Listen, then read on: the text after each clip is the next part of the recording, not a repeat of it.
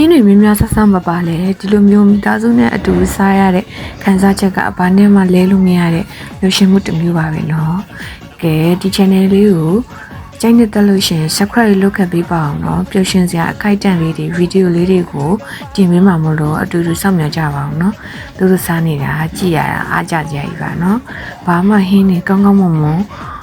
အများကြီးမပါပေမဲ့လည်းတော်တော်စားကောင်းတဲ့မိသားစုတမင်ဝိုင်းလေးပါရှင်ဒီလိုမိသားစုတမင်ဝိုင်းလေးကို